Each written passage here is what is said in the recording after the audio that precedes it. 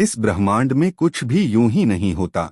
हर घटना के पीछे एक कारण होता है। आपकी खुशी, आपका दुख, आपकी सफलता और आपकी असफलता, क्या ये सब सिर्फ संयोग है या फिर आपके ही कर्मों का परिणाम है, जो शायद इस जन्म के नहीं बल्कि किसी पिछले जन्म के हैं? भारतीय दर्शन में एक गहरा सिद्धांत बताया गया है, कर्म। कर्म सिर्फ हमारे कार्य नहीं होते, बल्कि हमारी सोच, हमारी भावना और हमारा इरादा भी कर्म होता है। हर विचार एक ऊर्जा है जो इस ब्रह्मांड में फैलती है और फिर उसी व्यक्ति के पास लौटती है, जैसे किसी पहाड़ में दी गई आवाज की गूंज वापस आती है। शास्त्रों में कहा गया है कि हर कर्म का फल जरूर मिलता है, चाहे वो आज मिले या किसी और जन्म में। भगवद गीता के अनुसार आत्मा कभी नहीं मरती, वह केवल शरीर बदलती है, जैसे इंसान पुराने कपड़े छोड़कर नए पहनता है। जब शरीर समाप्त होता है, तब आत्मा अपनी यात्रा जारी रखती है और अपने साथ अपने सभी कर्मों का हिसाब लेकर आगे बढ़ती है, और इन्हीं कर्मों के आधार पर उसे अगला जीवन मिलता है। कर्म 3 प्रकार के बताए गए हैं। संचित कर्म, जो हमारे पिछले जन्मों के सभी कर्मों का संग्रह है। प्रारब्ध कर्म, जो इस जन्म में हमें मिल रहे सुख और दुख के रूप में सामने आते हैं। और क्रियमाण कर्म, जो हम इस समय कर रहे हैं और जो हमारे भविष्य को बना रहे हैं।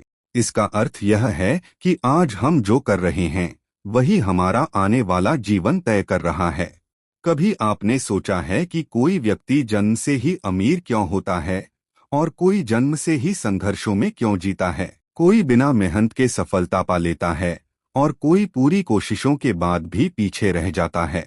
अगर हम सिर्फ इस एक जीवन को देखें तो यह सब अन्याय लगता है, लेकिन जब हम कर्म और पुनर्जन्म को समझते हैं तो यह एक पूर्ण न्याय प्रणाली की तरह दिखाई देता है, जहां हर व्यक्ति को उसके कर्मों के अनुसार फल मिलता है।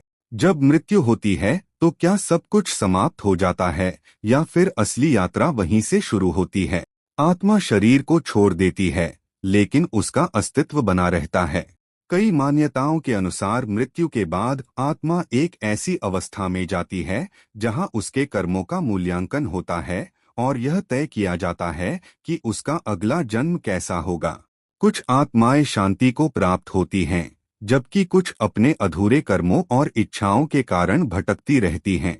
दुनिया में कई ऐसे रहस्यमय मामले सामने आए हैं जहां छोटे बच्चे अपने पिछले जन्म की बातें बताते हैं, ऐसी जगहों और लोगों को पहचानते हैं जिन्हें उन्होंने इस जीवन में कभी नहीं देखा। विज्ञान इन घटनाओं को पूरी तरह समझ नहीं पाया है, लेकिन उन्हें पूरी तरह नकार भी नहीं सका है। यही वह स्थान है जहां विज्ञान और आध्यात्म एक दूसरे के सामने खड़े दिखाई देते हैं। एक केवल दिखने वाली चीजों को मानता है और दूसरा अदृश्य सत्य को स्वीकार करता है। लेकिन सबसे बड़ा सवाल यह है कि क्या हम अपने कर्म बदल सकते हैं? जवाब है हाँ। कर्म का नियम कहता है कि अगर हम अपने विचार, अपने निर्णय और अपने कार्य बदल दें तो हम अपने भविष्य को भी बदल सकते हैं। हम अपने अगले जन्म के निर्माता खुद हैं। जीवन का असली उद्देश्य केवल जीना नहीं, बल्कि खुद को समझना, अपने कर्मों को शुद्ध करना और इस जन्म मरण के चक्र से मुक्त होना है, जिसे मोक्षा कहा जाता है। एक ऐसी अवस्था जहां न कोई जन्म होता है, न मृत्यु, केवल शांति और अनंत शांति होती है। तो अब सवाल यह नहीं है कि अगला जन्म होगा या नहीं, बल्कि यह है कि क्या हम इस जीवन को सही तरीके से जी रहे हैं, क्योंकि हर एक विचार, हर एक कर्म और हर एक निर्णय हमारी आत्मा की अगली कहानी लिख रहा है। अगर आप अपनी कहानी बदलना चाहते हैं तो आज से ही अपने कर्म बदलना शुरू कर दीजिए, क्योंकि आज का कर्म ही कल का भाग्य है।